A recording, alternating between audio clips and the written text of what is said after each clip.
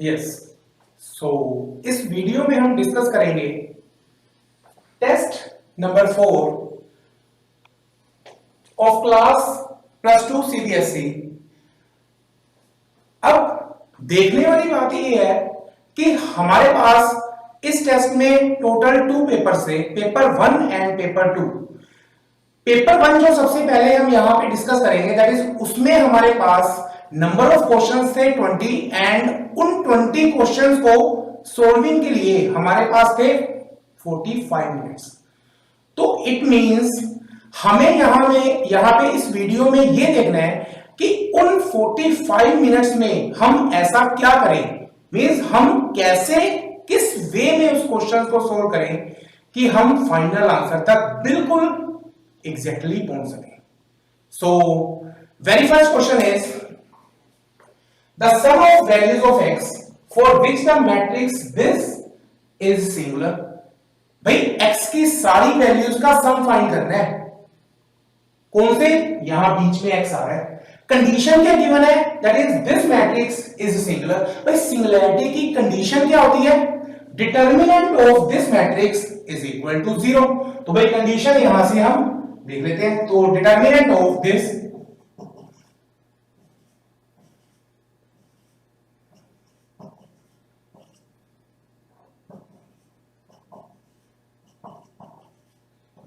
Is equal to 0। अब determinant को हम डायरेक्ट भी सोल्व कर सकते हैं। भाई सोल्व करना कोई डिफिकल्ट तो नहीं है, बट थोड़ी सी यहां पे अगर ध्यान दें बीच में जो टर्म्स हैं एंट्रीज हैं थोड़ी सी डिफिकल्ट सी हैं। तो पहले इसको थोड़ा सा सिंपल बना लेते हैं। भाई प्रॉपर्टीज भी तो आती है। भाई अगर यहां पे मैं ऑब्जर्व करूं यहां 3 है यहां -3 है, इनफैक्ट यहां पे 5 है यहां पे -5, यहां 2 एंड यहां पे -2 नजर आ रहा है। क्यों ना मैं इन दोनों रोज को ऐड कर दूं, कुछ टर्म्स कैंसिल हो जाएंगी। तो R3 में हम ऑपरेशन लगा देते हैं दैट R3 प्लस R2। तो ये हमारे पास रो 3 क्या बन जाएगी? This plus this 0, this plus this -x, in fact यहां पे भी -x आ गया। बाकी की दोनों rows as it is.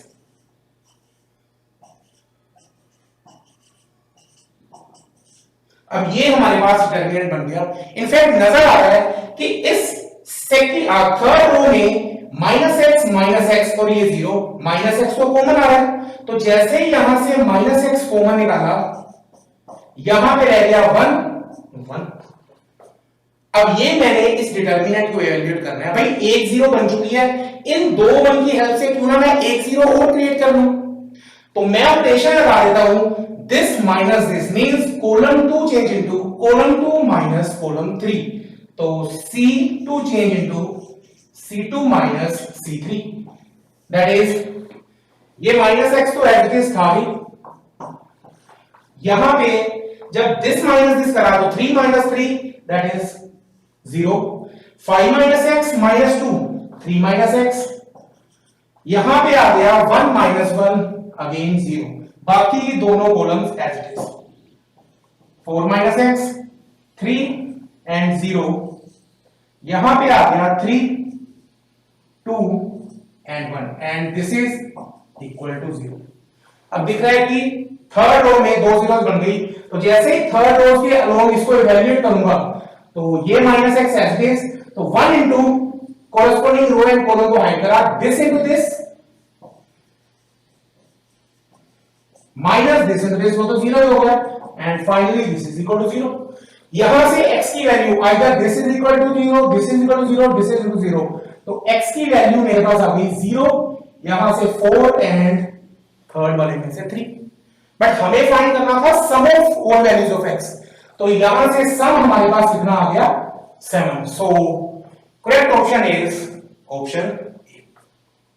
Yes next question is if A is matrix of order 4 cross 4 where formation हमें एलिमेंट्स की दी हुई है, कहते हैं then matrix A is, भाई वो सिमेट्रिक मैट्रिक है, स्क्यू सिमेट्रिक है, डायगोनल मैट्रिक्स है या जीरो मैट्रिक्स। भाई एक मेथड तो बड़ा ही इजी सा है। करना क्या है, फॉर्मेशन हमें दी है, इसकी हेल्प से मैं बारी बारी से आई एंड जे की वैल्यूज फिल करता जाऊंगा और सारे के सारे एलिमेंट्स निकाल के ये 4x4 का मैट्रिक्स पहले कंस्ट्रक्ट करूंगा एंड देन बता देंगे कि ये इनमें से कौन सा मैट्रिक्स होगा। बट क्या कोई और मेथड नहीं है? हमारे पास फॉर्मेशन क्या है एलिमेंट्स की? aij is equal to i minus j upon i plus j. भाई अगर मैं ऑप्शंस को ध्यान से देखूं, दो ऑप्शंस तो symmetric and skew symmetric matrix transpose से रिलेटेड ही है, क्यों ना पहले इन्हीं को चेक कर लो, इजी हो जाएगा। तो ट्रांसपोज मींस अब यहां पे ट्रांसपोज का क्या वर्क होएगा aij की फॉर्म में? भाई ट्रांसपोज मींस जस्ट रोज को कॉलम के साथ इंटरचेंज तो करना है, मतलब यहां पे i एंड j को इंटरचेंज करके देख ले। तो मैं i एंड j को इंटरचेंज कर देता हूं, तो ये मेरे पास a j i आ जाएगा, दैट इज इंटरचेंज करा तो ये बन गया j minus i upon j plus i।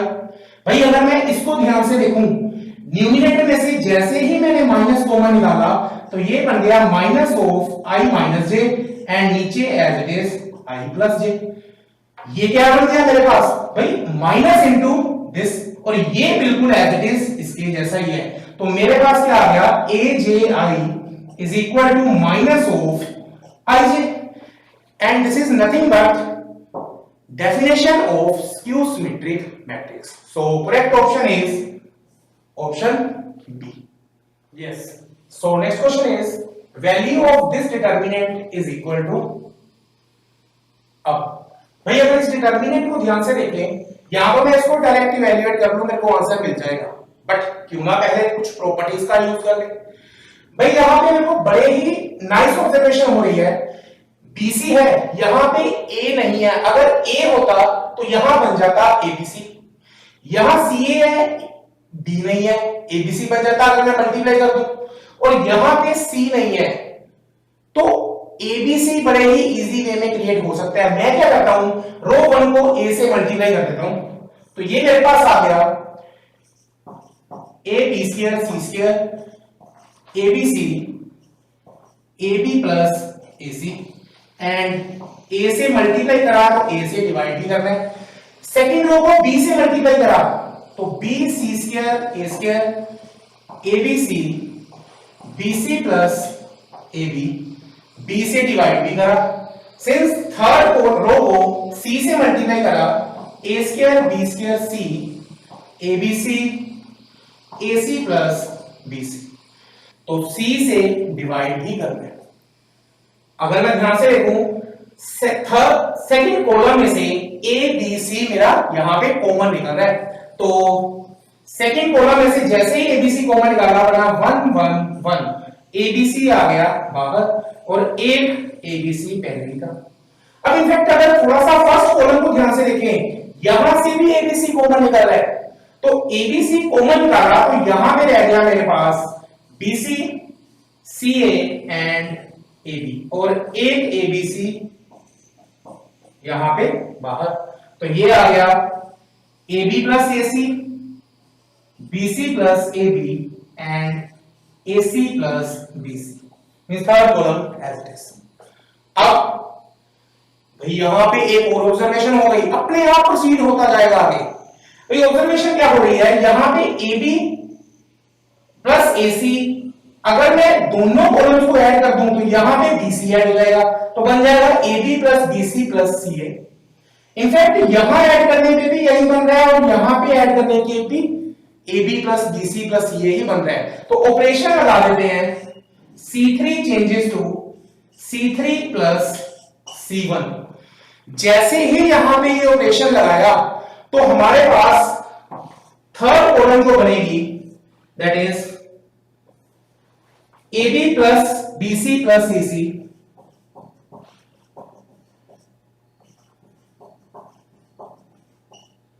AB plus BC plus AC and दोनों columns as it is.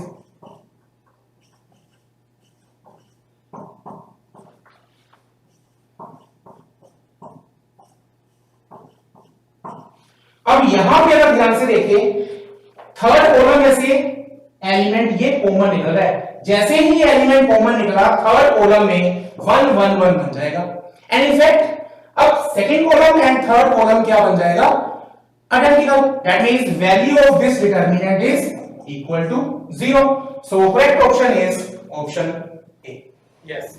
So next question is if multiplication of these three matrices is equal to 0, then the sum of all values of x. भाई हमें इन तीनों matrices की multiplication equal to 0 दी हुई है, तो इनको multiply कर लेते हैं. यहां पे एसोसिएटिव प्रॉपर्टी होल्ड कर रही है, तो सबसे पहले मैं इन दोनों मैट्रिसेस को मल्टीप्लाई कर देता हूं. सो मल्टीप्लाई करने के लिए फर्स्ट रो तो फर्स्ट कॉलम से मल्टीप्लाई करा, तो यहां पे मेरे पास एलिमेंट आ गया, that is 2x square minus 40.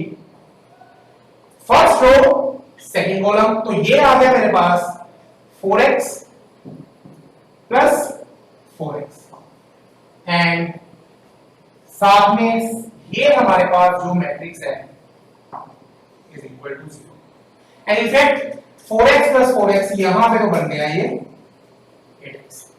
अब इन दोनों की मल्टीप्लिकेशन कर लेते हैं, तो first row and first column को मल्टीप्लाई करा, तो this into 1 that is 2x square minus 40 plus 8x into 2 that is 16x and this is equal to 0. अब ये 1 क्रॉस 1 का मैट्रिक्स है, तो इनफैक्ट 0 मींस ये भी 1 क्रॉस 1 का मैट्रिक्स ही आएगी. एंड सिंस दो मैट्रिक्स इक्वल है मींस कोरस्पोंडिंग एलिमेंट भी इक्वल होंगे, तो यहां से आ गया 2x square plus 16x minus 40 is equal to 0. तो यहां पे हमारे पास x में एक क्वाड्रेटिक आ गई. जैसे ही हम इस क्वाड्रेटिक को सोल्व करेंगे, x की दो वैल्यूज आ जाएंगी, दैट इज -10 एंड 2. बट हमें तो sum of values of x find करना था, तो सम इनका क्या आ जाएगा -8 and this is option C. Yes. Next question is if AB is equal to B and BA is equal to A, then A square is equal to. भाई हमने देखना है कि A square मैट्रिक्स इनमें से किसके इक्वल होगा and use in दोनों कंडीशंस का करना है. एंड सिंस दिख रहा है A की वैल्यू मेरे पास दी हुई है दैट इज BA, तो मैं A square को लिख लेता हूं A into A. अब A तो हमारे पास BA के इक्वल है, तो this is equal to BA into matrix B है. अब और दूसरी कंडीशन अगर देखें AB is equal to B given है, तो इसका यूज करने के लिए मैं अगर यहां पे देखूं तो A यहां पे दिख रहा है, B यहां पे दिख रहा है, तो मैं बाय एसोसिएटिव प्रॉपर्टी इन दोनों मैट्रिसेस को कंबाइन कर लेता हूं and by this condition AB को मैं क्या लिख सकता हूं, B मैट्रिक्स, और ये हमारे पास B और यहां पे आ गया A. And in fact again by associative property इनको अगर मैं देखूं तो BA मैट्रिक्स को क्या लिख सकता हूं, मैट्रिक्स A. तो ये हमारे पास क्या आ गया B into this is equal to A and in fact again BA matrix is equal to A. तो दिख गया A square is equal to A, that is option B. So next question is if the points this and this are collinear then the value of x is. भाई ये तीनों points हमें collinear दिए हैं and x की value find करनी है. Condition of collinearity क्या कहती है, that is determinant made by these three points. तो फर्स्ट पॉइंट है 3 -2 एंड 1 x 2 ये 1 रखा 8 अगेन 1. This determinant is equal to 0, that is condition of collinearity. तो जैसे ही इस डिटरमिनेंट को हम इवैल्यूएट करेंगे यहां से हमारे पास x की वैल्यू आ जाएगी and that is x is equal to 5, option B. Yes. Next question is the difference between maximum and minimum values of this determinant. भाई अगर मुझे इस डिटरमिनेंट की मैक्सिमम एंड मिनिमम वैल्यू मिल जाए, डिफरेंस हम फाइंड कर सकते हैं. तो इसकी maximum and minimum value find करने के लिए सबसे पहले तो इस डिटरमिनेंट को इवैल्यूएट कर देते हैं. भाई जैसे ही हम इस डिटरमिनेंट को इवैल्यूएट करेंगे हमारे पास आ जाएगा minus sine theta into cos theta. अब इसकी मैक्सिमम और मिनिमम वैल्यू फाइंड करनी है। अब यहां पे sin x भी आ रहा है cos x भी आ रहा है, कितना बढ़िया होता अगर ये या तो sin x में हो या cos x में, उसकी मैक्सिमम मिनिमम तो हमें पता ही है। तो इसको मैं सबसे पहले तो सिंगल ट्रिग्नोमेट्रिक फंक्शन में कन्वर्ट कर देता हूं। भाई दिख रहा है sin theta into cos theta किस फॉर्मूले में आएगा, sin 2 थीटा की, that is 2 sin theta into cos theta. तो इसको मैंने 2 से मल्टीप्लाई करा एंड 2 से डिवाइड, तो ये मेरे पास आ गया 2 sin theta into cos theta, that is sin 2 theta and साथ में 1/2। And in fact sin 2 theta के बारे में तो हमें पता ही है, for all theta sin 2 theta lies between -1 and 1। हमें फाइंड करना है -1/2 से मल्टीप्लाई करके, तो जैसे ही मैं इसको -1/2 से मल्टीप्लाई करूंगा तो ये आ जाएगा 1/2 -1/2 sin 2 theta -1/2। And since negative number से मल्टीप्लाई कर रहे हैं तो साइन ऑफ इनइक्वालिटी चेंज, तो ये हमारे पास ठीक करके लिखेंगे तो आ गया -1/2 less than equal to -1/2 sin 2 theta less than equal to 1/2, means maximum value is 1/2 and minimum value is -1/2। तो दोनों के बीच difference means maximum value minus minimum value, that is equal to 1। so option C is the correct answer।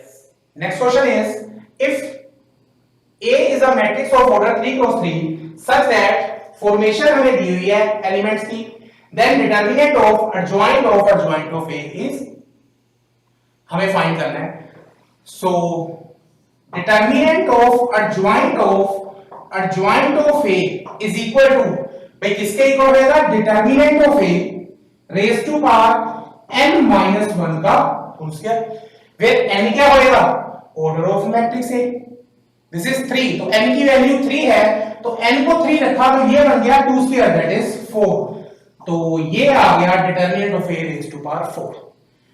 भाई कुछ नहीं, just determinant of a find करना है। a के लिए फॉर्मेशन हमें दी हुई है, कहते हैं एलिमेंट 2 होएगा जब i j के इक्वल होएगा, अदरवाइज एलिमेंट इज 0। तो a मैट्रिक्स क्या बन गया, that is first is A11 I और J इक्वल है, ये 2 आ गया, A12 I not equal to J तो J 0। जैसे ही देखेंगे तो ये हमारे पास आ जाएगा दिस मैट्रिक्स।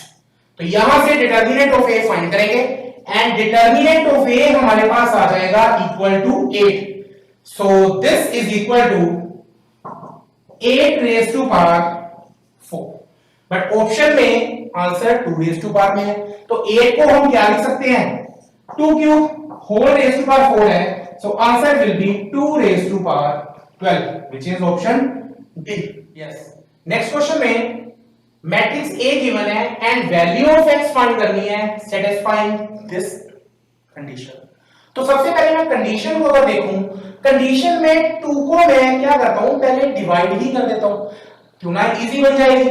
तो जैसे ही मैं इसको 2 से डिवाइड करूंगा तो मेरे पास ये आ जाएगी a square is equal to matrix, मैं 2 से डिवाइड करा मैट्रिक्स को, मतलब 1/2 से मैट्रिक्स को मल्टीप्लाई कर दिया, तो हर एक एलिमेंट 1/2 से मल्टीप्लाई हुआ तो ये आ गया 1/2 √3/2 माइनस √3/2 एंड 1/2। अब a स्क्वायर, भाई a स्क्वायर पता चल जाए तो काम ही खत्म हो गया। तो इसके लिए a मैट्रिक्स पता है तो a स्क्वायर क्या होगा, that is a into a, तो ये बन गया मेरे पास cos x माइनस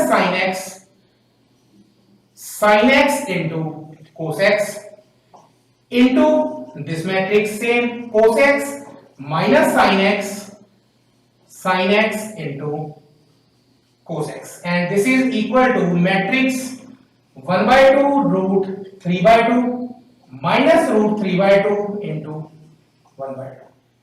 अब इन दोनों की मल्टीप्लाई इसके इक्वल है तो इन दोनों की प्रोडक्ट कर लेते हैं। तो first row into first column, तो ये बनेगा cos square minus sin square, cos square minus sin square that is cos 2x।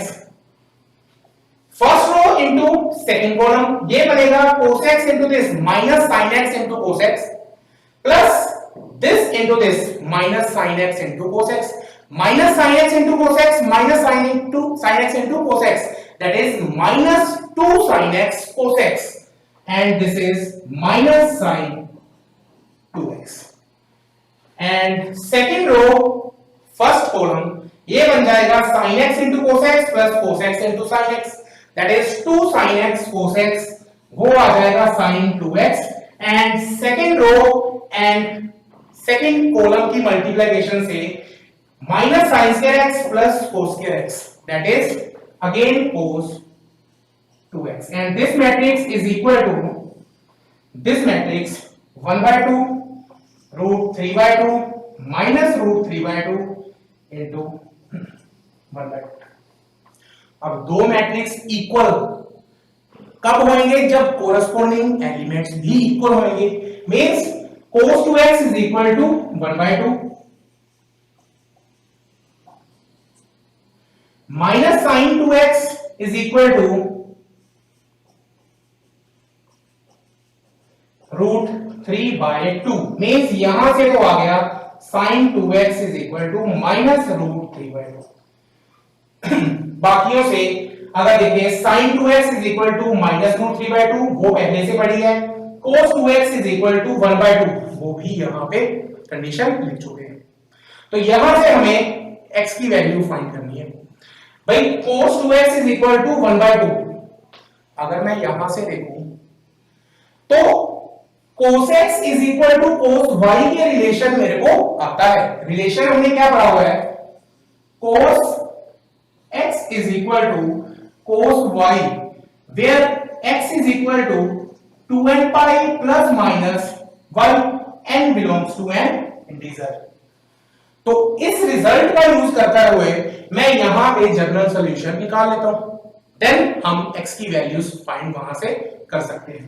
तो 1/2 को मैं क्या लिख सकता हूं? cos of some angle, that is cos pi/3. cos x is equal to cos y, तो बाय दिस रिजल्ट यहां पे मेरे पास this is equal to 2n pi plus minus pi/3 आ जाएगा, where n belongs to an integer. तो x की values आ गई, 2 से divide करा तो n pi plus minus pi/6. अब n तो एक इंटीजर है, तो 0 1 2 3 -1 -2 -3 एंड सो ऑन रख के देखते जाओ. वहां से x की वैल्यू हमें इस इंटरवल में फाइंड करनी है. एंड इनफैक्ट यहां से x की दो वैल्यूज आ जाएगी, 7 pi/6 एंड 11 pi/6.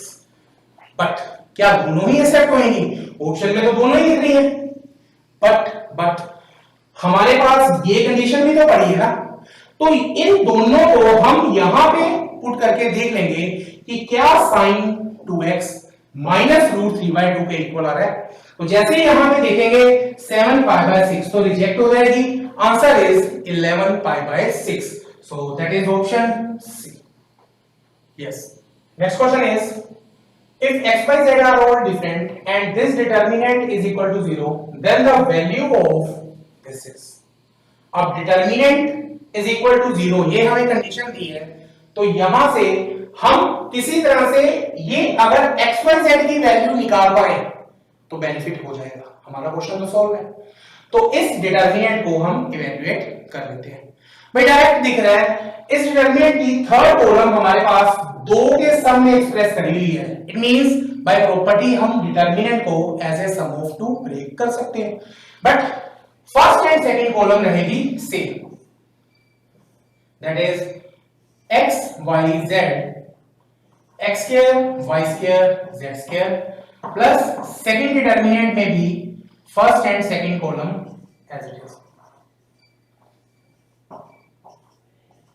अब यहां पे इनमें से हम लिख देते हैं 1 1 1 एंड यहां से हम लिख देते हैं x³ y³ z³.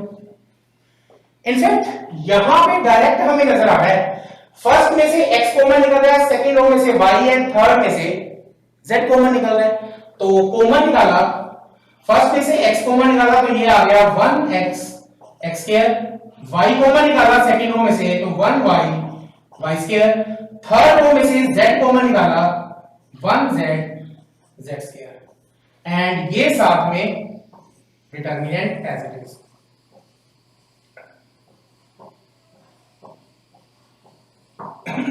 अब ये डिटरमिनेंट तो इक्वल टू 0 ही है। अब अगर इन दोनों डिटरमिनेंट को हम सोल्व कर लें तो वहां से कुछ बात बन सकती है, बट अगर इनके एलिमेंट्स को देखें तो 1x x स्क्वायर, यहां पे भी 1x x square, 1y y square same है, इधर भी पड़े हुए हैं। इट मींस दोनों डिटरमिनेंट एक जैसे ही नजर आ रहे हैं, जस्ट फर्क क्या है भाई 1 1 1 1 1 1 xyz मींस इनके कॉलम्स को जस्ट इंटरचेंज करा हुआ है। तो क्यों ना मैं इस डिटरमिनेंट को इसके जैसा ही बना लूं, हमें एक ही डिटरमिनेंट सोल्व करना पड़ेगा। तो दिख रहा है 1 1 1 मेरे को फर्स्ट कॉलम में नजर आ रहे हैं, तो मैं यहां पे third column and first column को इंटरचेंज कर देता हूं। तो जैसे ही फर्स्ट एंड थर्ड कॉलम को इंटरचेंज करेंगे बाहर एक आ जाएगा -1। तो यहां पे मेरे पास ये जो फर्स्ट कॉलम है दैट इज बन जाएगी 1 1 1 और ये बन जाएगी x y and z and ये मेरे पास x square y square z square. Again मुझे तो चाहिए थी second column x y z, यहां पे तो x y z third column है, तो अब मैं क्या करता हूं सेकंड एंड थर्ड कॉलम को इंटरचेंज कर देता हूं।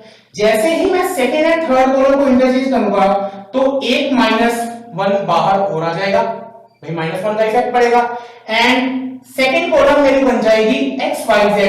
तो यहीं पे मैं चेंज कर रहा हूं that is x y z और यहां पे आ जाएगा x square y square z square and ये साथ में x y z as it is.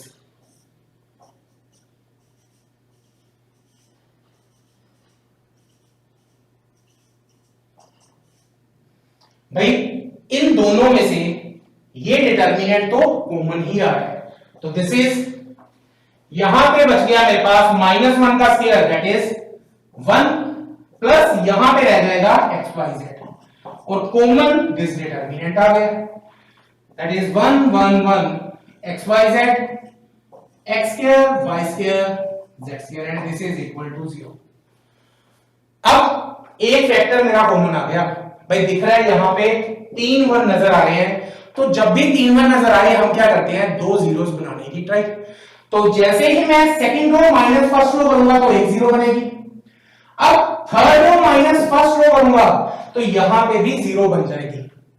अब फर्स्ट कॉलम के अलोंग आप इसको इवेल्युएट कर सकते हो, जैसे ही इवेल्युएट करोगे तो ये फैक्टर तो हमारे पास एज इट इज है ही, यहां से हमारे पास आ जाएगा x minus y into y minus z into z minus x and this is 0।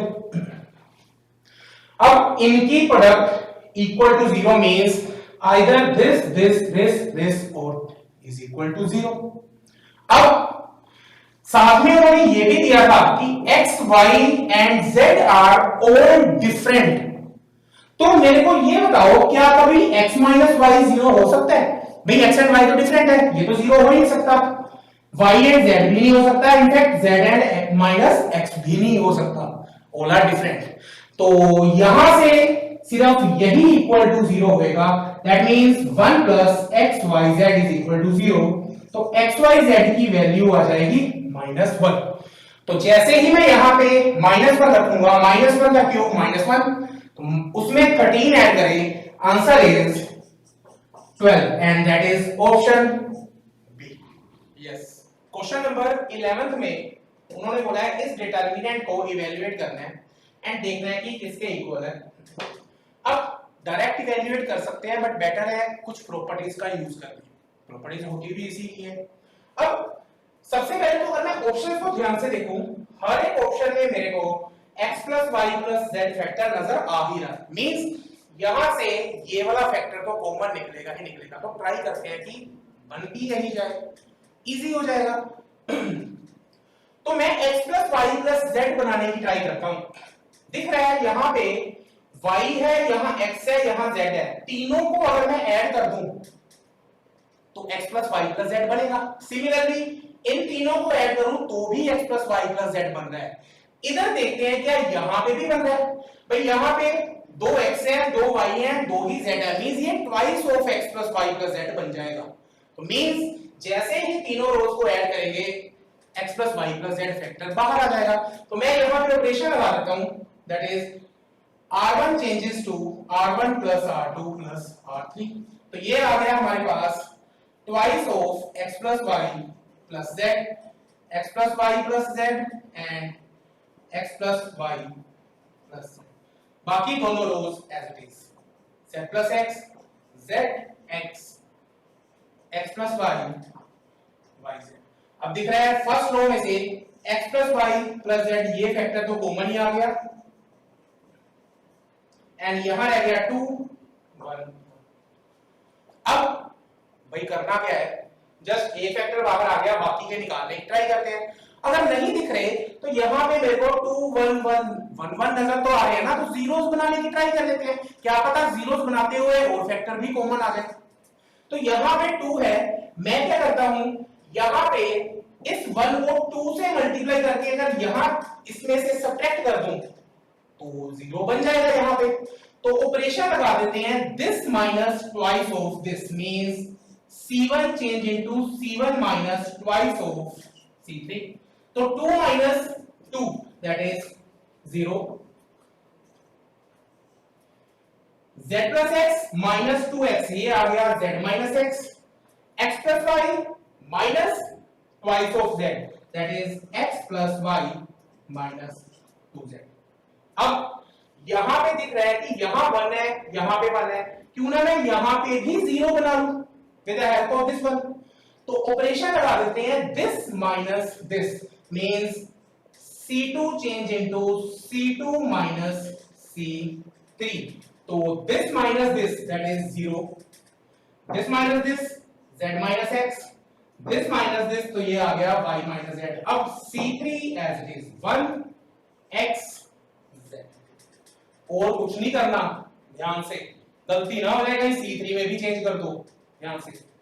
तो बाहर एक फैक्टर पड़ा हुआ था x प्लस वाई प्लस, अब बड़े ही इजी वे में लिख रहा है, रो 1 में दो जीरोस बन गई, एक फैक्टर कॉमन निकला हुआ है। अब जैसे ही यहां पे रो 1 के अलोंग आप इसको एक्सपेंड करोगे तो ये आ जाएगा, रो और कॉमन इसको कोरस्पॉन्डिंग कॉलम को हाइड करा तो ये आ गया this into this minus this into this, तो ये आ गया x plus y minus 2z into z minus x। अब दिख रहा है यहां से z माइनस x तो कॉमन ही आ गया,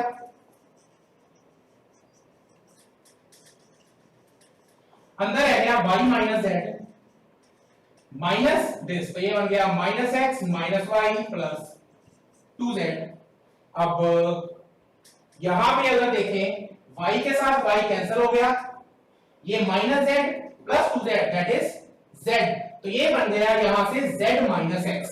तो ओवरऑल ये हमारे पास आ गया x plus y plus z into z minus x का होल स्क्वायर। एक z माइनस x यहां से, एक z माइनस x यहां से।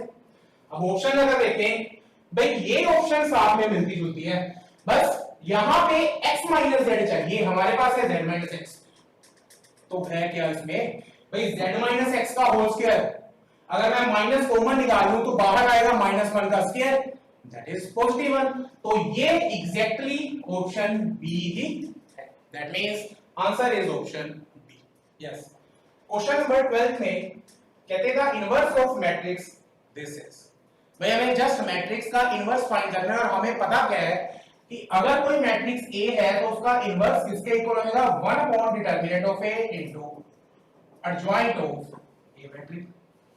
भाई सबसे पहले हम डिटरमिनेंट ऑफ A फाइंड कर लेते हैं, that is determinant of A is equal to, अगर मैं इसको अलोंग फर्स्ट रो सोल्व करूं तो ये आ जाएगा 2 इनटू रो एंड कॉलम को हाइड करा that is this into this 9 minus -3 that is 9 plus 3 12 minus into -1 तो ये बन गया +1 इंटू कॉलम एंड रो को डिलीट करा, ये आ गया 6 - 0 +3 इंटू रो एंड कॉलम को डिलीट करा, that is 2 - 0 that is 2।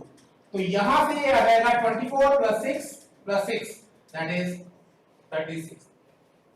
Means determinant of A तो नॉन जीरो है, इनवर्स एग्जिस्ट कर रहा है। वैसे भी पता चल रहा था कि चारों ऑप्शन में इनवर्स दिए हुए हैं, मींस इनवर्स तो एग्जिस्ट कर ही रहा है, जस्ट हमें फाइंड करना था। तो अब हम फाइंड कर लेते हैं एडजॉइंट ऑफ ए मैट्रिक्स। भाई adjoint of A matrix easy कैसे फाइंड करते हैं? भाई सबसे पहले हम इस मैट्रिक्स के हर एक एलिमेंट के कोरेस्पोंडिंग कोफैक्टर्स फाइंड करेंगे।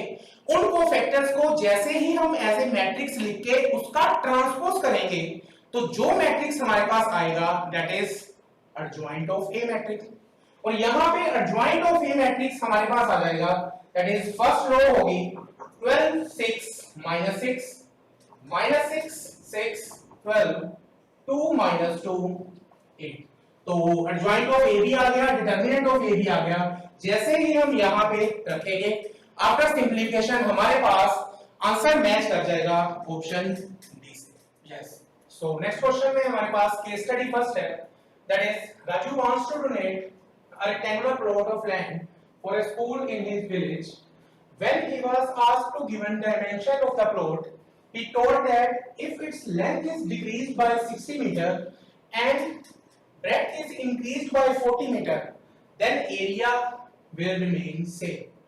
But if its length is decreased by 20 meter and breadth is decreased by 40 meter, then area will decrease by 6400 meters square. If actual length and breadth of plot are x and y respectively. Actual length and breadth कितनी दी हुई है?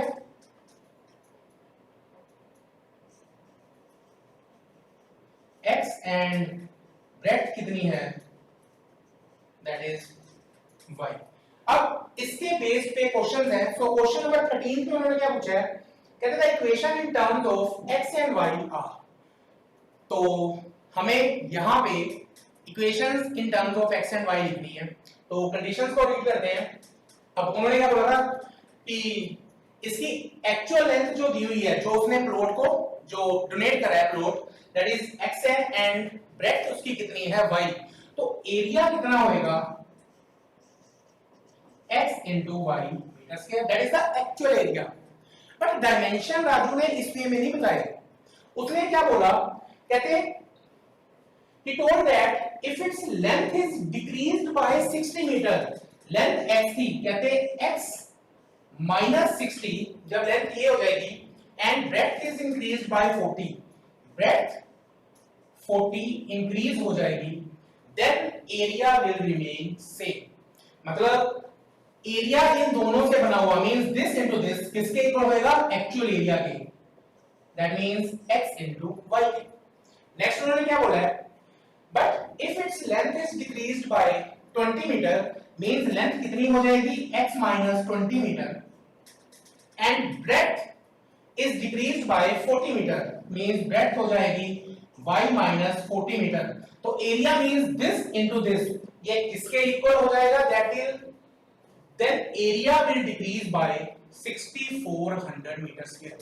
कहते हैं ये जो actual area है इसमें से 6400 मीटर स्क्वायर कम हो जाएंगे। तो यहां पे हमारे पास x एंड y में दो रिलेशंस आते हैं।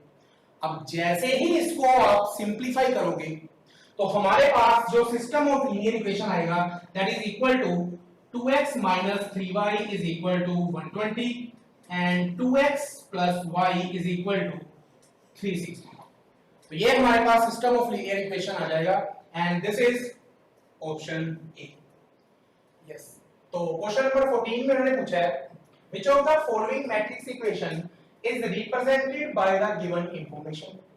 भाई गिवन इंफॉर्मेशन मींस जो लास्ट क्वेश्चन में हमने सिस्टम ऑफ लीनियर इक्वेशन लिखा, हमने उसको इस फॉर्म में लिखना है। भाई अगर इन ऑप्शंस को ध्यान से देखें, एक्चुअल में ये ax = b फॉर्म में लिखा हुआ है।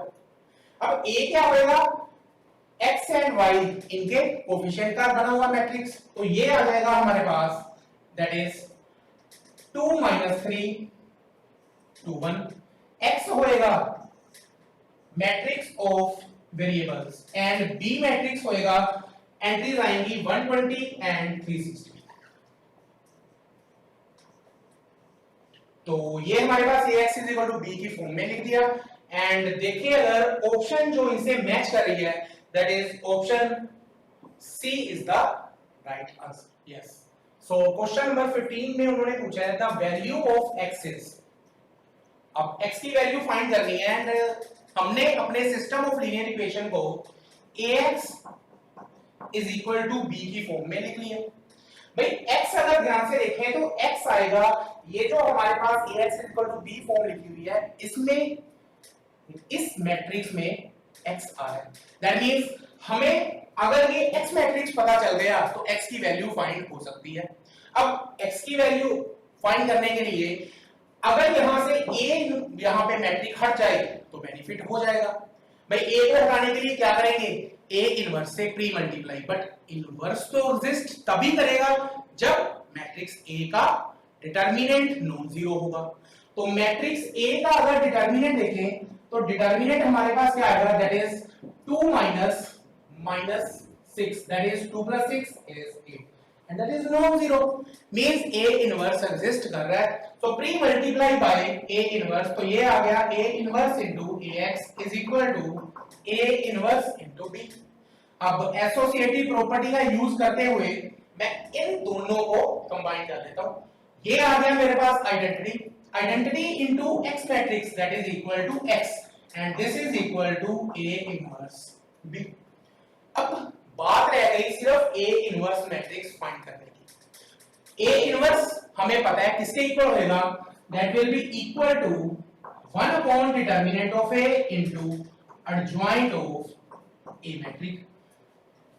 अब डिटरमिनेंट ऑफ a तो हमारे पास दिया हुआ है that is 8, adjoint of a matrix क्या होगा, भाई हमने सीखा हुआ है एडजॉइंट ऑफ a मैट्रिक्स क्या होएगा, इस a मैट्रिक्स के हर एक एलिमेंट के कोरेस्पोंडिंग कोफैक्टर्स हम फाइंड करेंगे एंड उन कोफैक्टर्स से जो मैट्रिक्स बनेगा उसका हम फर्दर ट्रांसपोज करेंगे और वहां से जो मैट्रिक्स हमारे पास आएगा that is called adjoint of A matrix.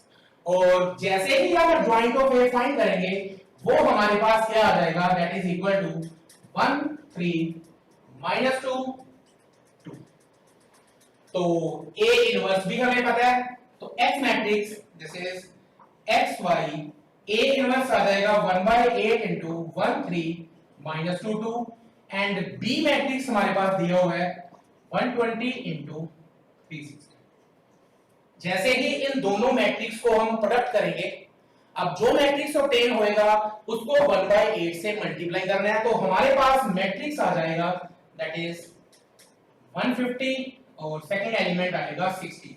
सो ये दो मैट्रिक्स इक्वल आ गए।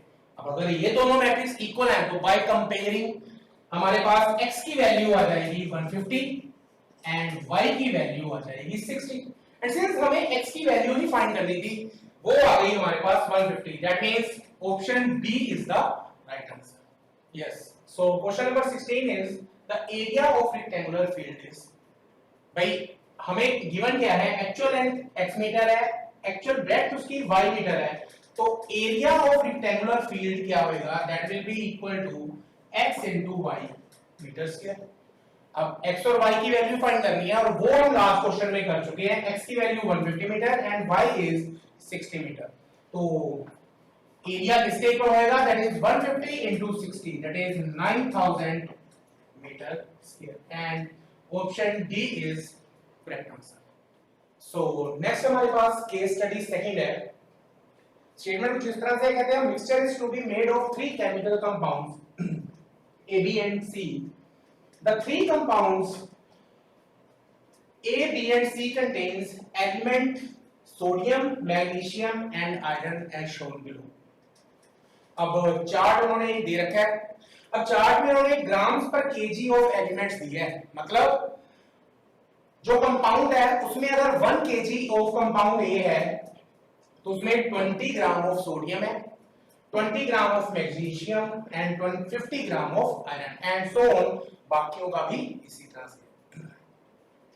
कहते हैं mixture contains 60 gram of sodium, 50 gram of magnesium and 70 gram of iron is to be formed if X, Y and Z represent amount of compound A, B and C respectively.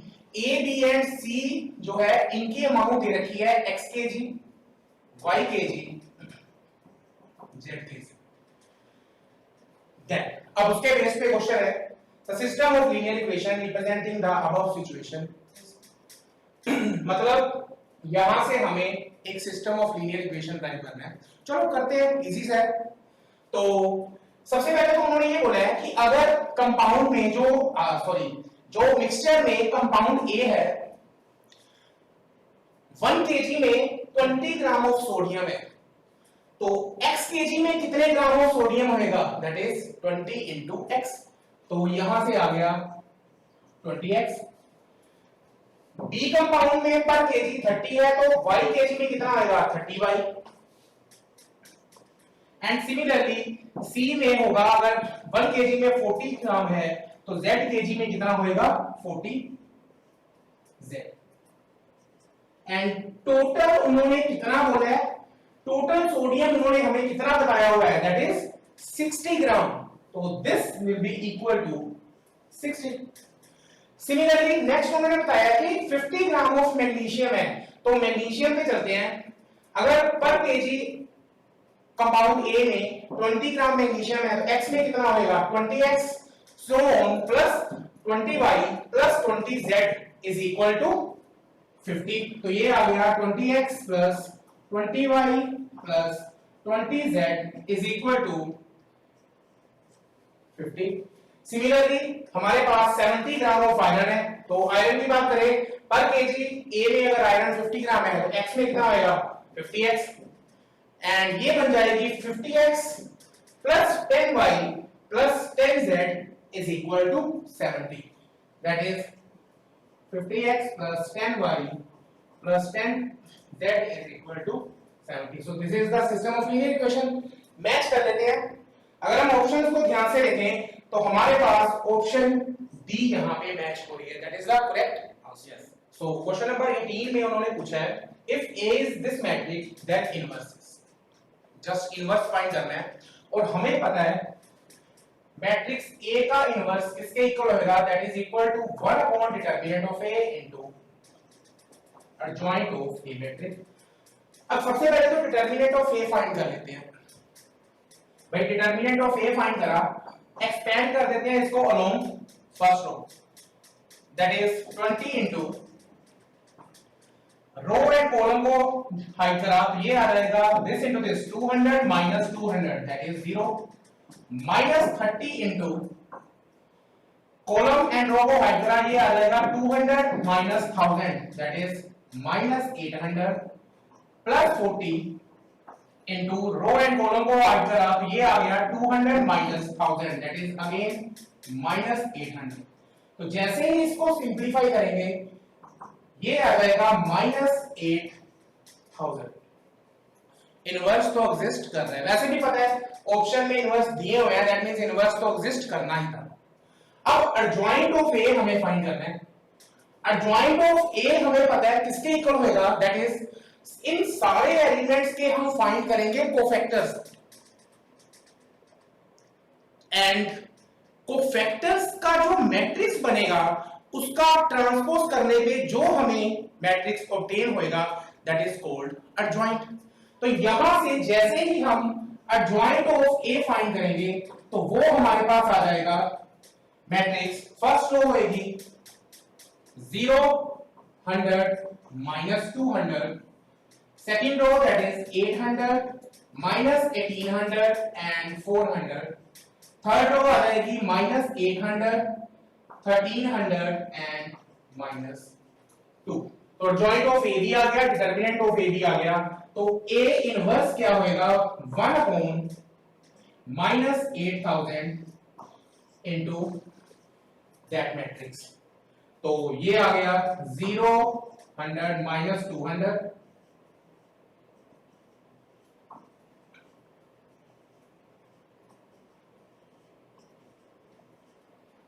अब अगर option देखें किसी के भी power -8000 1/8000 नहीं है, but हाँ दो ऑप्शन में 80 दिया होगा डिनोमिनेटर में। और यहां पे अगर देखें मैट्रिक्स में से 100 कॉमन निकल रहा है, तो जैसे ही 100 कॉमन निकालेंगे यहां पे कैंसिलेशन के बाद हमारे पास ऑप्शन सी मैच हो जाएगा। Yes, next question is the value of a21 plus a33 plus a12 where aij is cofactor of element aij is। भाई हमें इन तीन कोफैक्टर्स का सम फाइंड करना है। मैट्रिक्स हमें दिया हुआ है। भाई सबसे पहले हमें ये पता है कोफैक्टर होता किसके इक्वल है, that is equal to -1 raise to power i plus j into minor of aij।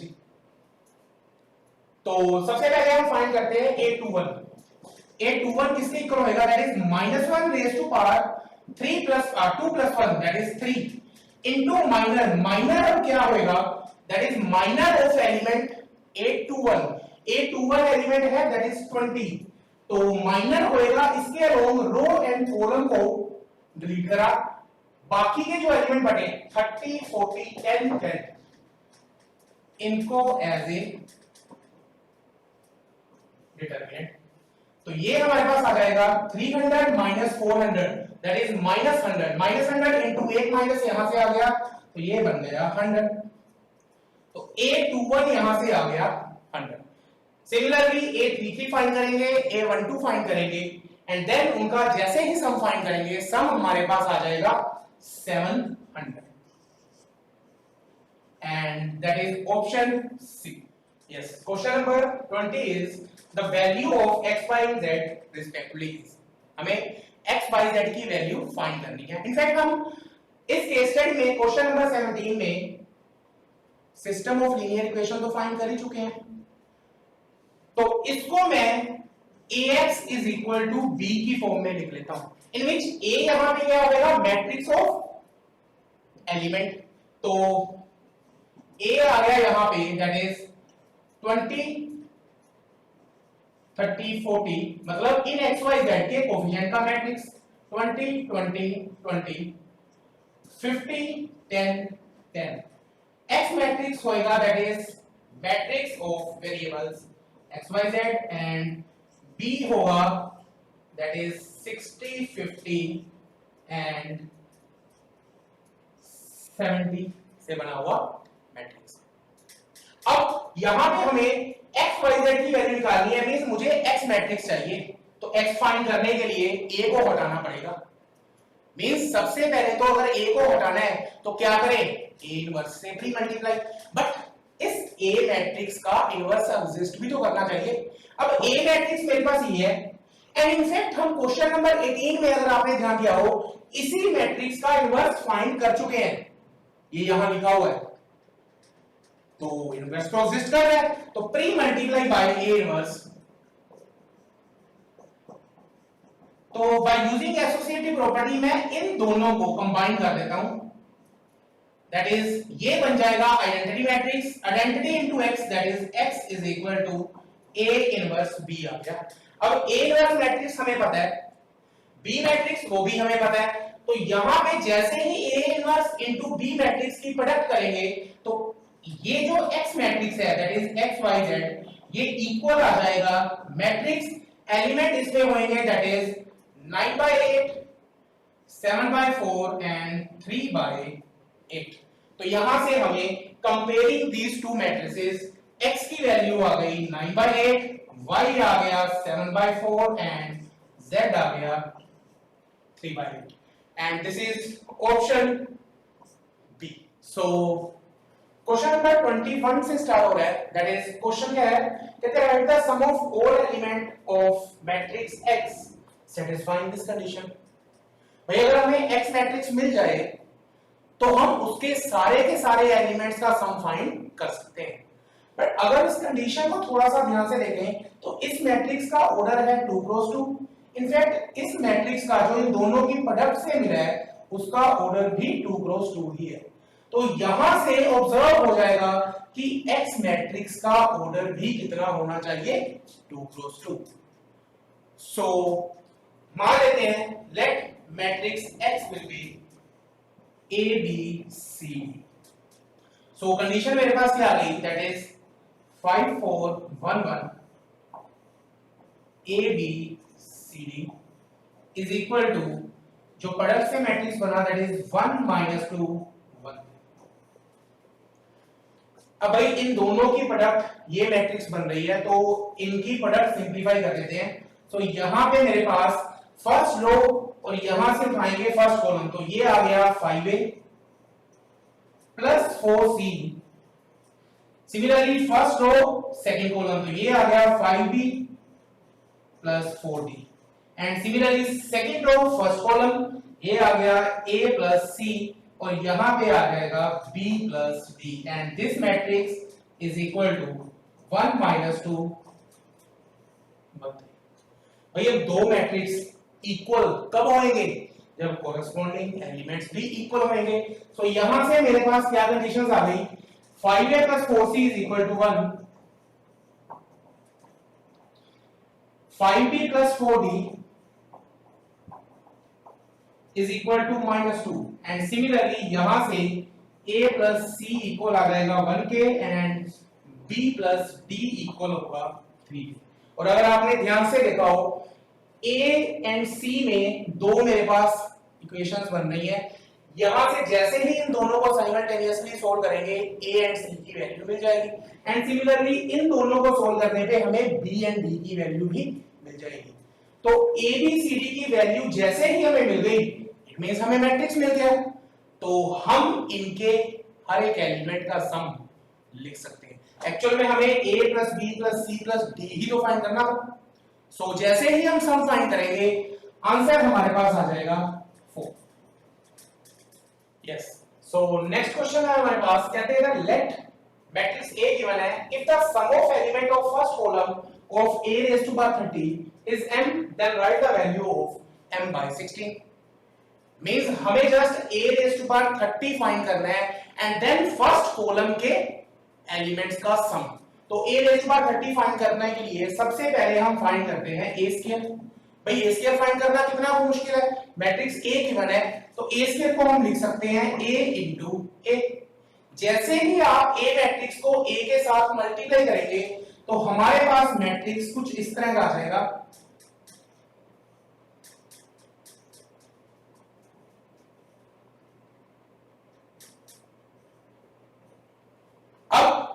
a square find कर लिया, a क्यूब फाइंड कर लेते हैं। a क्यूब को हम लिख सकते हैं that is a square into a।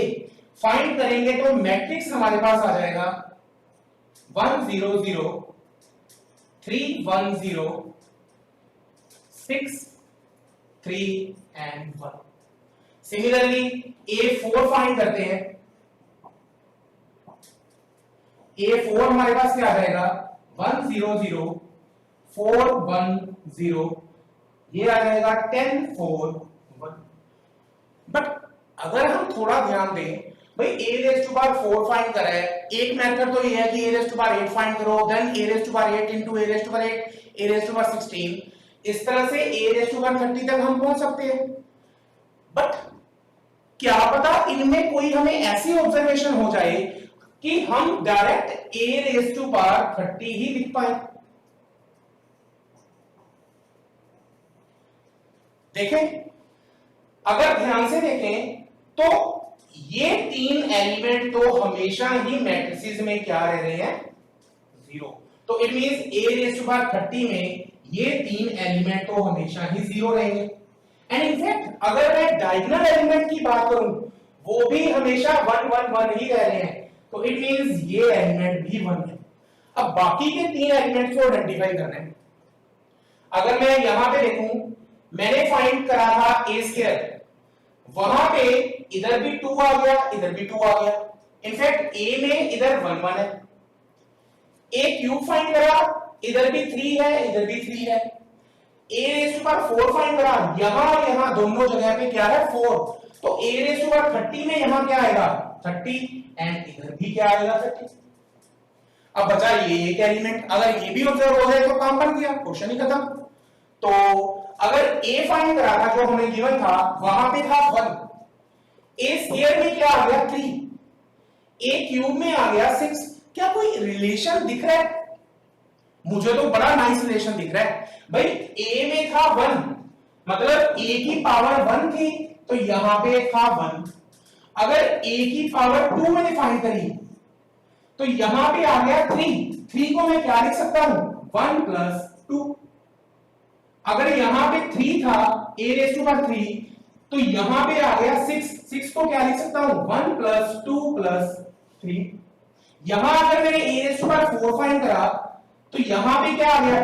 10 को क्या लिख सकता हूं? 1 प्लस 2 प्लस 3 प्लस 4। भाई कुछ ऑब्जर्व हुआ? भाई 1 था, a की पावर 1 थी तो यहां पे sum of first natural number.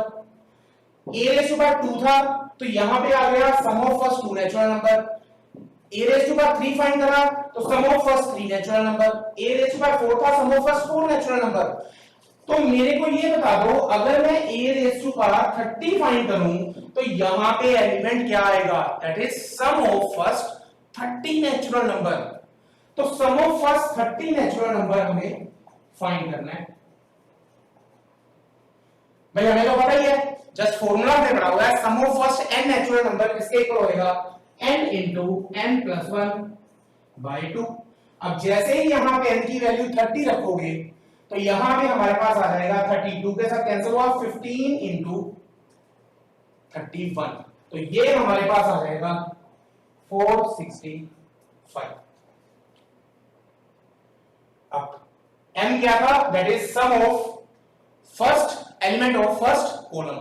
तो 1 प्लस 30 प्लस 465, तो m की वैल्यू आ गई 1 plus 30 plus 465 and that is 496। अब हमें m अपॉन 16 चाहिए था, तो जैसे ही यहां से m अपॉन 16 फाइंड करोगे वही हमारा क्या होएगा?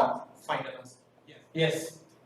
नेक्स्ट क्वेश्चन में मैंने पूछा है, if area of triangle with versus this and this is 24 square units, then write the sum of all values of k।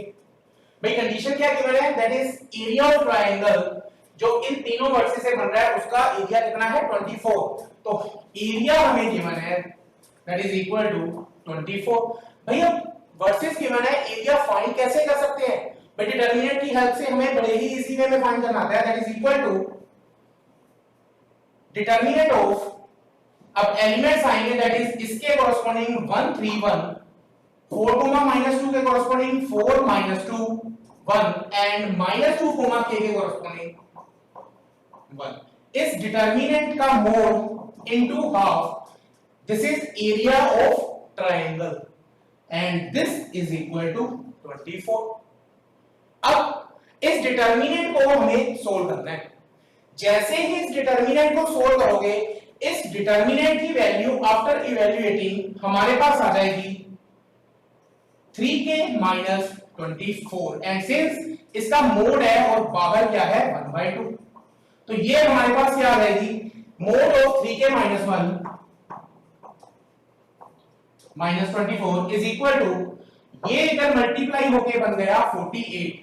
अब इस क्वांटिटी का मोड इक्वल है 48 के, तो ये मेरे पास 3k minus 24 आ जाएगा आइदर 48 और 3k minus 24 is equal to -48।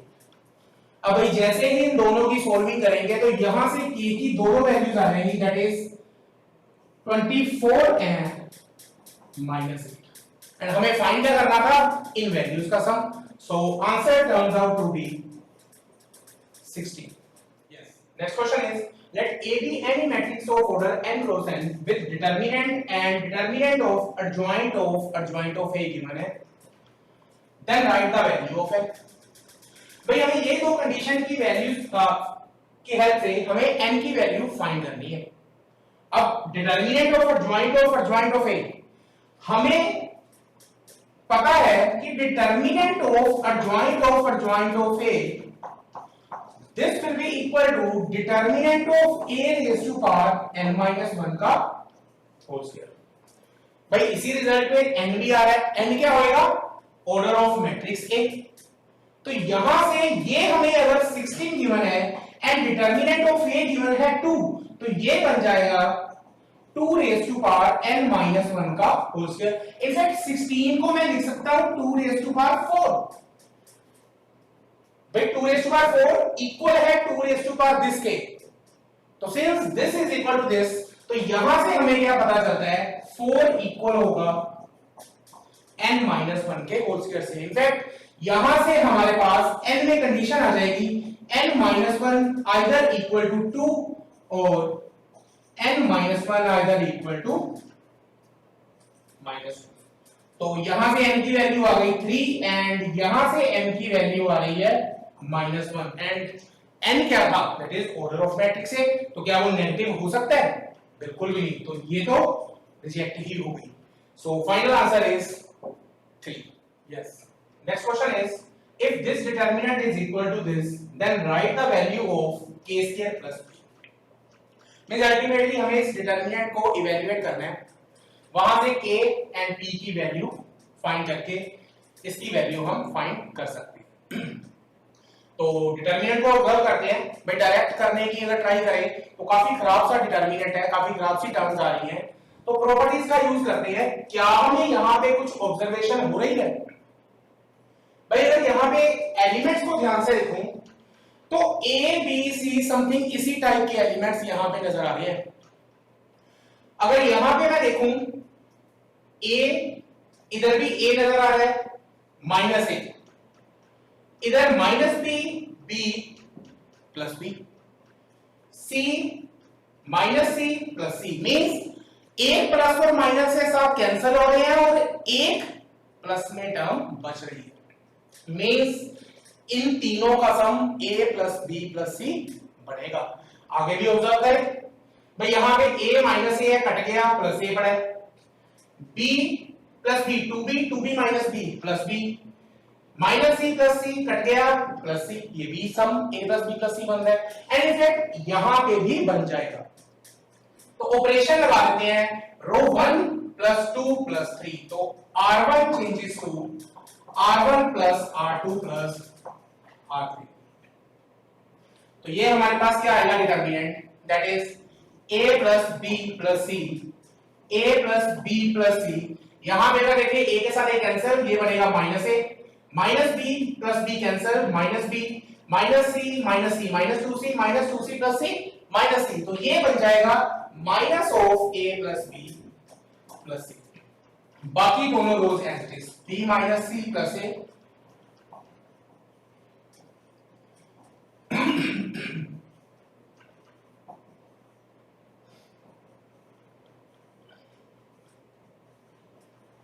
और अब यहां पे अगर ध्यान से देखें तो a प्लस बी तो कॉमन आया, तो यहां पे बच जाएगा 1 1 माइनस 1 और बाहर फैक्टर हमारे पास आ गया a प्लस बी प्लस सी।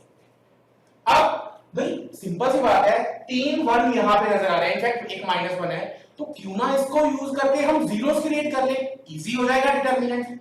तो यहां जीरो क्रिएट करने के लिए मैं ऑपरेशन लगा देता हूं, c2 changes to c2 minus c1। तो एक फैक्टर तो बाहर a प्लस बी प्लस सी पड़ा ही हुआ है, c2 माइनस c1 करा तो ये आ जाएगा 1 minus 1 that is 0, this minus this, तो ये b और b कट जाएंगे, ये बन जाएगा हमारे पास c plus c that is 2c minus 2a, ये बन गया twice of c minus a। जब दिस माइनस दिस करेंगे तो c कट जाएगा, ये बन जाएगा मेरे पास 2a minus 2b that is twice of a minus b। अब इनफैक्ट क्यों ना हम यहां पे भी जीरो क्रिएट कर दें साथ के साथ ही, तो मैं यहीं पे ऑपरेशन लगा देता हूं, दिस प्लस दिस, तो ये बन जाएगा c3 changes to c3 plus c1। ठीक है भाई, ऑपरेशंस को ध्यान से लगाना है। तो दिस प्लस दिस जैसे ही करा, ये मेरे पास आ जाएगा यहां पे 0, दिस प्लस दिस जैसे ही करेंगे तो यहां पे a कट जाएगा, बन जाएगा twice of b minus c।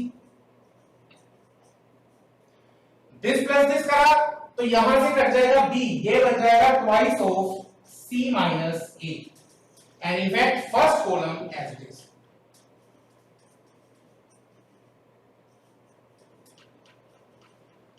Mostly बच्चे यहां पे गड़बड़ करते हैं, वो यहां पे भी कहीं ना कहीं ऑपरेशन लगा ही देते हैं। तो ऑपरेशंस को ध्यान से लगाना है।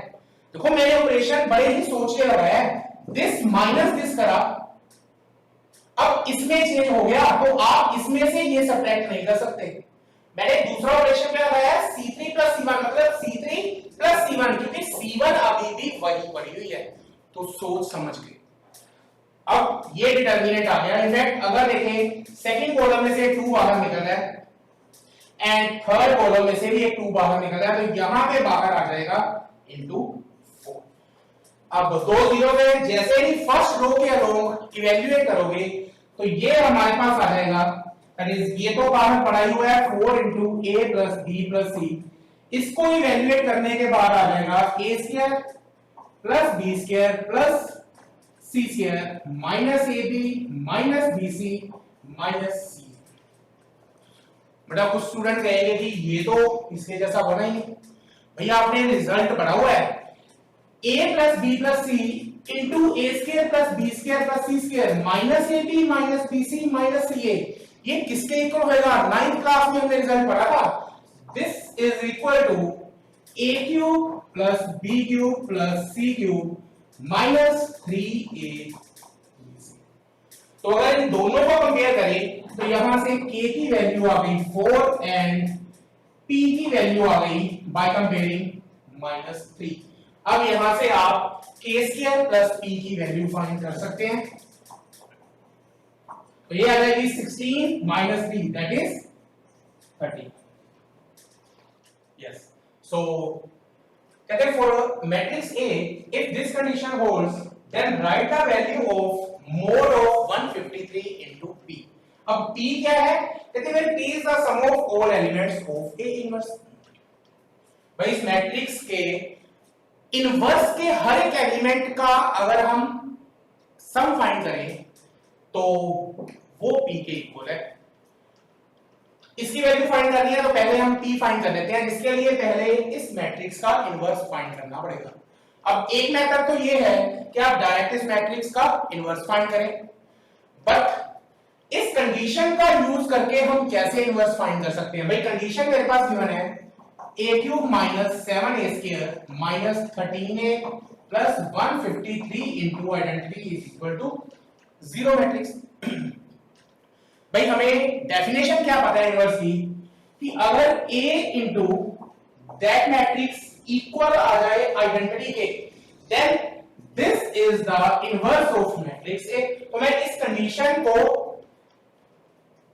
इस वे में बनाने की ट्राई करता हूं। फॉर दिस मुझे इस एक साइड पे आइडेंटिटी मैट्रिक्स चाहिए, तो मैं क्या करता हूं, आइडेंटिटी मैट्रिक्स को छोड़ के बाकी सारी की सारी टर्म्स दूसरी तरफ ले जाता हूं। तो ये मेरे पास बन जाएगा 153 identity is equal to minus a cube plus 7a square plus 13a matrix. अब अगर मैं ध्यान से देखूं मुझे a बाहर भी चाहिए, तो a बाहर निकालने के लिए मैं यहां पे a कॉमन निकाल लेता हूं, दैट इज a कॉमन निकालना तो अंदर आ गया मेरे पास minus a square plus 7a plus a बाहर गया तो बचा 13 into identity matrix. Mostly student यहां पे आइडेंटिटी मैट्रिक्स लगाना की भूल जाते हैं। यहां पे आ गया 153 इंटू आइडेंटिटी मैट्रिक्स, तो ये मेरे पास क्या आ गया a into minus a square plus 7a plus 13 into identity is equal to 153 identity. अब 153 नहीं चाहिए तो मैं 153 को इधर ले आता हूं, तो 153 मेरे पास इधर डिनोमिनेटर में आ गया। सो यहां से मेरे पास क्या आ गया, a into some matrix is equal to identity. तो it means this matrix is inverse of matrix A। तो A इनवर्स मेरे पास आ गया, that is 1 upon 153 into minus a square plus 7a plus 13 into identity matrix. बस अब a inverse find हो गया, करना कुछ भी नहीं है। a मैट्रिक्स गिवन है, a स्क्वायर आप बड़े ही इजी वे में फाइंड कर सकते हो। माइनस a स्क्वायर फिल करोगे, 7a फिल करा, 13 इंटू आइडेंटिटी मैट्रिक्स फिल करके जैसे ही इनको ऐड करोगे एंड देन उस मैट्रिक्स को 1 बाय 153 से मल्टीप्लाई कर दोगे, वो आपके पास आ जाएगा मैट्रिक्स ए इनवर्स। अब ए इनवर्स मैट्रिक्स फाइंड हुआ, उसके सारे एलिमेंट्स का हमने क्या कर देना है, सम, दैट इज पी, वही तो पी है। तो जो पी की वैल्यू आएगी यहां पे फिल करेंगे and mod of 153 into p की वैल्यू फाइंड कर सकते, that's it. Yes, so next question में उन्होंने कहा है if this determinant is equal to 0 then right the value of this. भाई अगर डिटरमिनेंट में एंट्रीज देखें तो ए बी सी टाइप की है और वैल्यू हमें फाइंड करनी है 1/a 1/b 1/c टाइप की टर्म की। तो क्यों ना ऐसी ऐसी टर्म यहां पे भी क्रिएट कर ले। भाई दिख रहा है फर्स्ट रो में मेरे पास यहां a नजर आता है, तो मैं 1/a क्रिएट करने के लिए यहां से a कॉमन निकाल लेता हूं। भाई जैसे ही a कॉमन निकाला यहां पे ये बच जाएगा 1/a + 1, यहां पे a कॉमन निकाला 1/a, यहां पे रह गया 1/a। सेकंड रो में से b कॉमन निकाला, ये आ गया 1/b, 1/b + 1 1/b। Similarly third row में से जैसे ही c कॉमन निकालेंगे ये बन जाएगा 1/c 1/c 1/c + 1 and this is equal to 0। भाई अगर मैं यहां तक पहुंच चुका हूं, अभी तक मेरे को उसकी वैल्यू फाइंड नहीं हुई, तो डिटरमिनेंट को फर्दर इवैल्यूएशन के लिए अगर हम देखें एक बड़ी नाइस ऑब्जर्वेशन हो रही है। अगर आपने ध्यान से देखा हो यहां पे 1 + 1/a, यहां पे 1/b, यहां पे 1/c, जैसे ही ऐड करूंगा बनेगा 1 + 1/a + 1/b + 1/c and in fact यहां पे भी ऐड करने पे सेम बन रही है टर्म एंड इधर भी सेम बन रही है ऐड करने पे टर्म। तो इट मींस ऑपरेशन लगा लेते हैं r1 changes to r1 + r2 + r3, तो ये बन जाएगा a * b * c * determinant of, यहां पे आ जाएगा मेरे पास जैसे ही तीनों रोज को ऐड करेंगे 1 + 1/a + 1/b + 1/c and similarly यहां पे बन जाएगा 1 + 1/a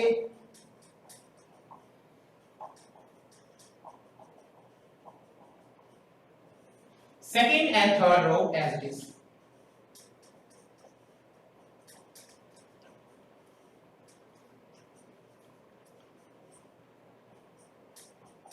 and this is equal to 0। दिख रहा है यहां से जैसे ही मैं ये फैक्टर कॉमन निकालूंगा 1 1 1 आ गया और वो फैक्टर आ गया 1 + 1/a + 1/b + 1/c। अब फर्दर इसको इवैल्यूएट करना है और दिख रहा है यहां पे 3 1 नजर आ रहे हैं, तो क्यों ना यहां पे 2 जीरोस क्रिएट कर ले। भाई 2 जीरोस क्रिएट करने के लिए पहले मैं यहां 0 क्रिएट करता हूं, जैसे ही यहां 0 क्रिएट करने के लिए मैं दिस माइनस दिस करूं, मींस ऑपरेशन लगाएं c2 changes to c2 - c3, तो ये मेरे पास क्या बन जाएगा, बाहर फैक्टर है a * b * c into 1 + 1/a + 1/b + 1/c into determinant में क्या आ जाएगा, this minus this that is 0, this minus this करा बना 1, this minus this करा -1 और यहां पे ये मेरे पास आ जाएगा 1 1/b and 1/c + 1, तो ये मेरे पास आ गई सेकंड कॉलम। अब क्यों ना मैं यहां पे भी जीरोस क्रिएट कर लूं, सॉरी यहां पे भी जीरोस क्रिएट कर लूं। अब यहां जीरोस क्रिएट करने के लिए मैं दिस माइनस दिस लगा देता हूं, मींस कौन सा ऑपरेशन लगा दूं, c1 changes to c1 - c3, तो ये आ जाएगा this minus this that is 0, this minus this करा अगेन 0, दिस माइनस दिस करा तो आ जाएगा -1।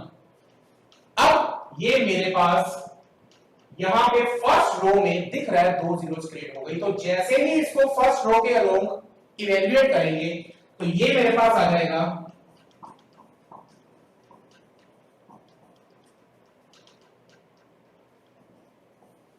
That is 1 into row and column को हाइड करा this minus this into this, तो ये बन जाएगा 1 इज इक्वल टू 0। अब दो फैक्टर की प्रोडक्ट इक्वल टू 0 बन रही है और कंडीशन में गिवन है कि ए बी सी ऐसे हैं कि उनकी प्रोडक्ट नॉन जीरो है, मींस ये तो जीरो हो ही नहीं सकता, तो इनफैक्ट यहीं ये फैक्टर 0 हो सकता है। तो यहां से 1/a plus 1/b plus 1/c की वैल्यू बड़े ही इजी वे में मेरे पास -1 आ जाएगी और इसी की वैल्यू फाइंड की है। Yes, so next question is if a plus b plus c is equal to -2 and f of x is equal to this determinant, then write the value of this। भाई अगर f of 25 मिल जाए तो question solve हो गया, हम इसकी value find कर सकते हैं। अब एक तो मेथड ये है कि f of x गिवन है, मैं यहां पे f of 25 फाइंड करने के लिए x को 25 के साथ रिप्लेस कर दूं एंड देन इस डिटरमिनेंट को इवैल्यूएट कर दे। पर जैसे ही यहां पे मैं x में 25 रखूंगा, मे बी ये काफी टाइम कंज्यूमिंग होगा, काफी डिफिकल्ट सी एंट्रीज बन जाएंगी। तो पहले इस डिटरमिनेंट को क्यों ना इवैल्यूएट कर ले। तो अब इवैल्यूएट करने के लिए यहां पे देखते हैं क्या कोई ऑब्जर्वेशन हो रही है। बट यहां पे अगर ध्यान से देखें, यहां पे है 1 प्लस ax, यहां पे है 1 प्लस b इंटू x। तो मैं एक बार इनको मल्टीप्लाई करके इजी वे में लिख लेता हूं। तो f ऑफ x मेरा आ गया डिटरमिनेंट ऑफ 1 प्लस ax, यहां बन जाएगा x plus bx, x plus cx, x plus ax, 1 plus bx, x plus cx and third row x plus ax, x plus bx and 1 plus cx। अब अगर आपने ध्यान से देखा हो, बड़ी नाइस ऑब्जर्वेशन हो रही है।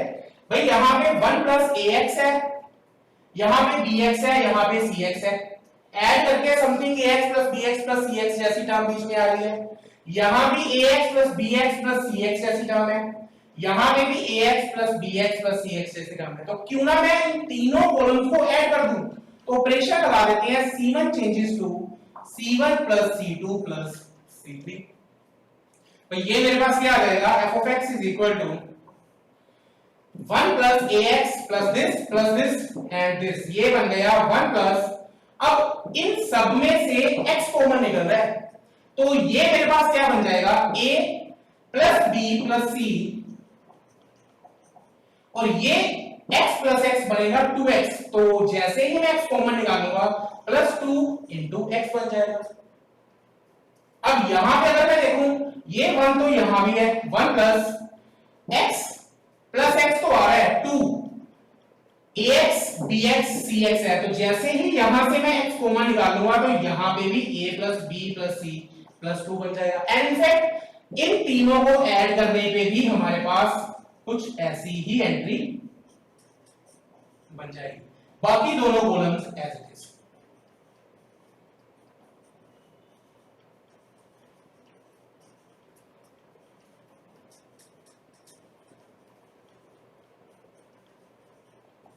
अब फर्दर इसको इवैल्यूएट करना है।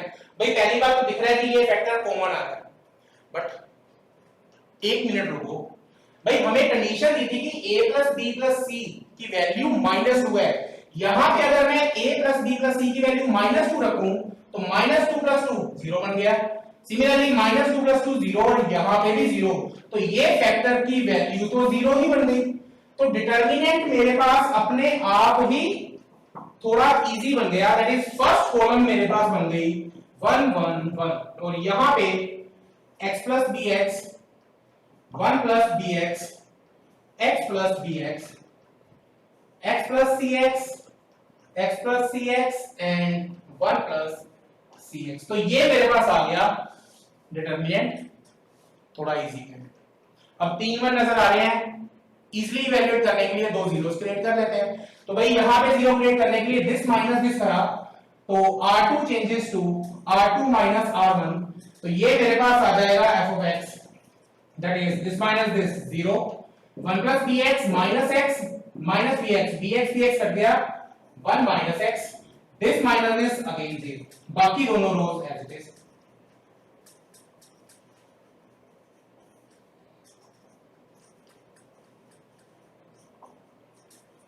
अब दो जीरो तो अपने आप ही क्रिएट हो गई। तो जैसे ही मैं इसको सेकंड रो के अलोंग इवैल्यूएट करूंगा तो f of x मेरे पास आ जाएगा 1 माइनस x का होल स्क्वायर। देखो इसके कंपैरेटिवली कितना इजी बन गया। अब f ऑफ 25 फाइंड करना है, तो जैसे ही मैं x को 25 से रिप्लेस करूंगा मेरे पास f ऑफ 25 आ जाएगा, यहां पे फिल करूंगा तो मेरे पास इस पूरी टर्म की वैल्यू मिल जाएगी। यस, नेक्स्ट क्वेश्चन है, right the value of this if a is equal to this matrix satisfying a transpose is equal to a inverse। भाई कंडीशन हमारे पास क्या गिवन है, a transpose is equal to a inverse। और अगर मैं इस मैट्रिक्स को ध्यान से देखूं तो काफी खराब सी क्वांटिटीज आ रही हैं, लाइक x y z जैसे, इनवर्स फाइंड करना इजी नहीं होगा। तो बेटर फॉर्म में इसको लिख लें। भाई बेटर फॉर्म में कैसे लिख सकते हैं, भाई मुझे यहां पे ये पता है कि A इनवर्स के इक्वल है A ट्रांसपोज, मतलब कहीं ना कहीं इसका इनवर्स एग्जिस्ट तो कर रहा है ना। तो मैं यहां से इसको बेटर फॉर्म में लिखने के लिए प्री मल्टीप्लाई कर देता हूं बाय A मैट्रिक्स। तो ये आ जाएगा A into A transpose is equal to A into A inverse. A into A inverse बन जाएगा आइडेंटिटी मैट्रिक्स। कितनी बढ़िया फॉर्म बन गई भाई। A मैट्रिक्स गिवन है, A ट्रांसपोज, भाई रोज को कोरेस्पोंडिंग कॉलम में इंटरचेंज तो करना है। दोनों मैट्रिक्स बड़े ही इजी वे में हम फाइंड कर सकते हैं। अब जैसे ही इन दोनों की प्रोडक्ट फाइंड करेंगे तो प्रोडक्ट में जो मैट्रिक्स बनेगा वो हमारे पास बन जाएगा, that is 4y² plus z², 2y² minus z² minus 2y² plus z², second row 2y² minus z², x² plus y² plus z²,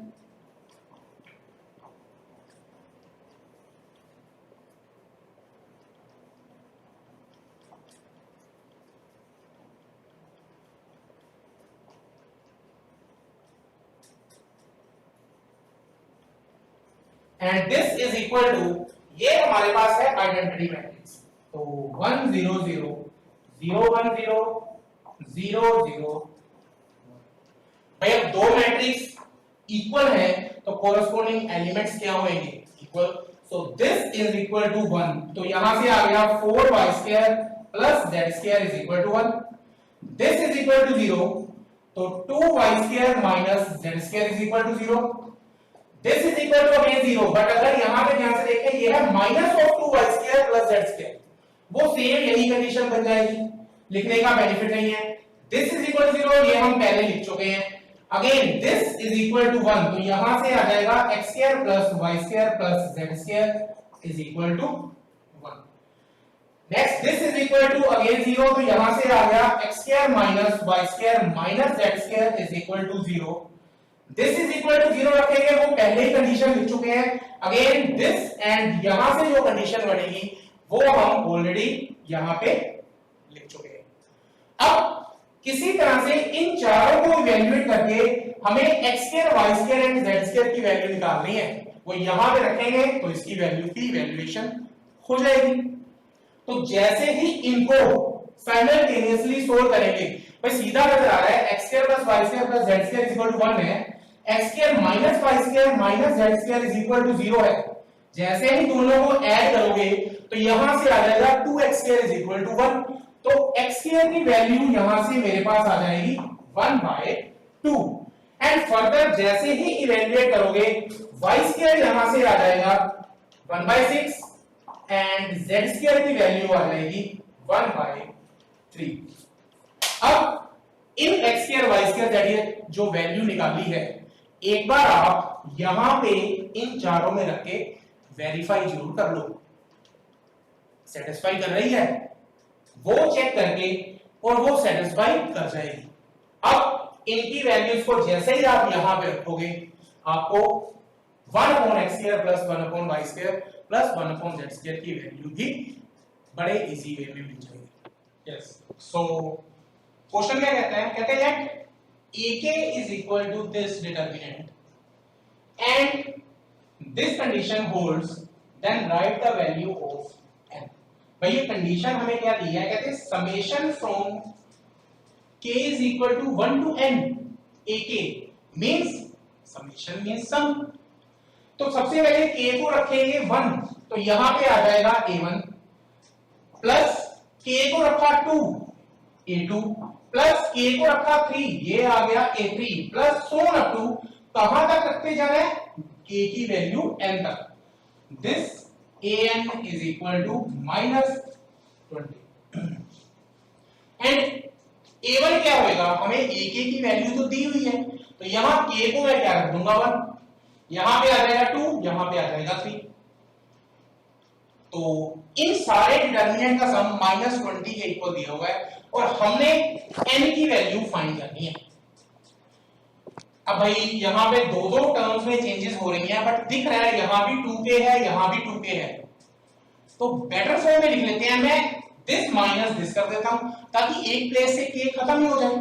तो मैं r3 changes to r3 minus r2 कर देता हूं, तो ये बन गया this minus this that is 1, this minus this minus n minus 1, this minus this करा तो आ गया 1, बाकी दोनों rows as it is.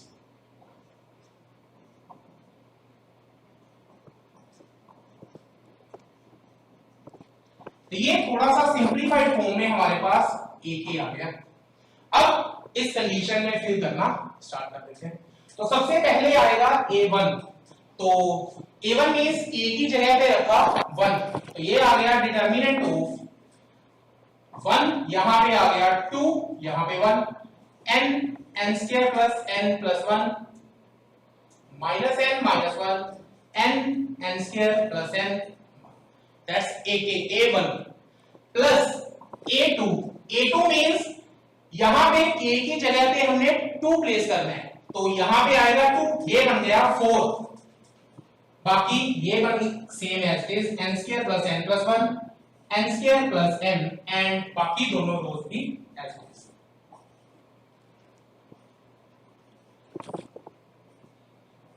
Plus a3 means k की जगह पे 3 प्लेस करना है, ये आ जाएगा हमारे पास 6, बाकी सारी की सारी terms as it is.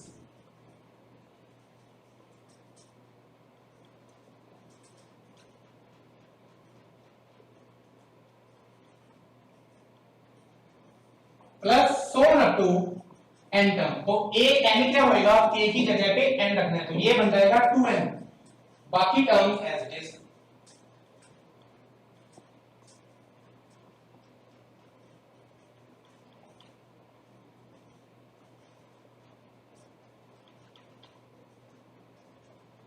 And ये पूरी वैल्यू किसके इक्वल है, -20। अब इन सारे डिटर्मिनेंट्स को ऐड करना है।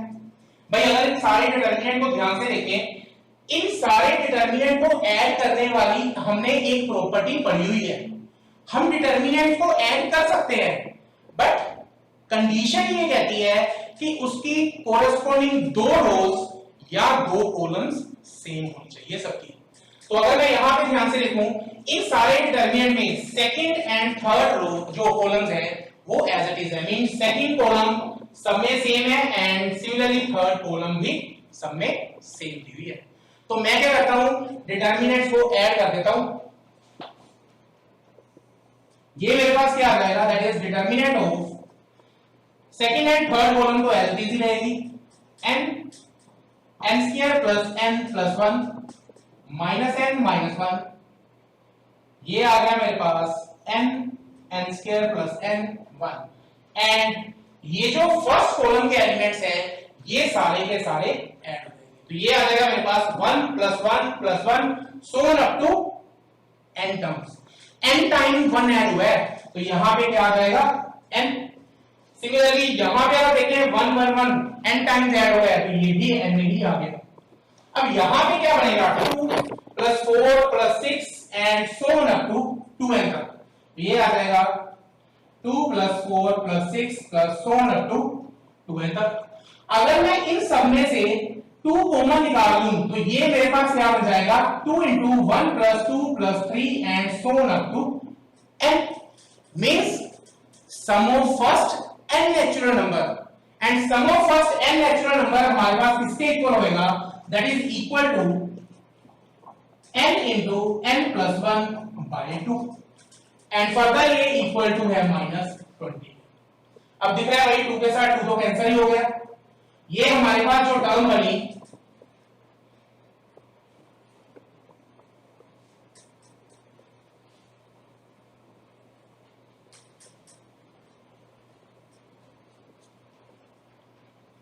ये हमारे पास डिटरमिनेंट क्या बन गया, that is equal to n n n n square plus n square plus n plus 1 n square plus n minus n और n minus 1 and this is equal to minus 20। अब n की value find करने के लिए further evaluate करना है, तो evaluation करने के लिए भाई दिख रहा है यहां भी n है, यहां भी n है, यहां पे n स्क्वायर प्लस n है, यहां पे n स्क्वायर प्लस n है, तो दो जीरोस बड़े इजी वे में क्रिएट हो सकते हैं। तो मैं दिस माइनस दिस कर देता हूं, means c1 changes to c1 minus c3, तो ये आ जाएगा 0 0 n माइनस 1।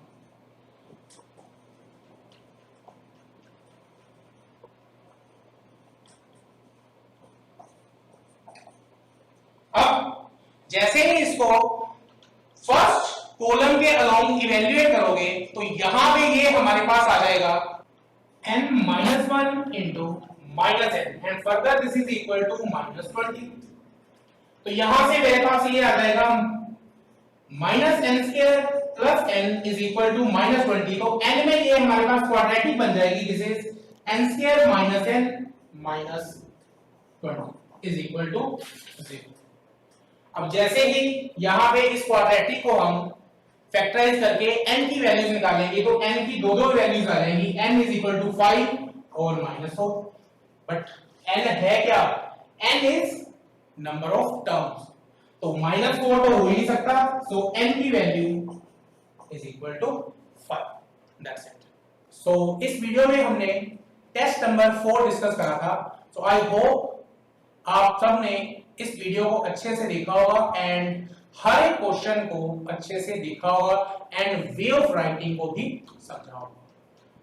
सो स्टूडेंट, अगर आप चाहते हो कि इस तरह की वीडियोस आपको इन फ्यूचर में मिलती रहें, so please do like this video, subscribe this channel and share with your friends.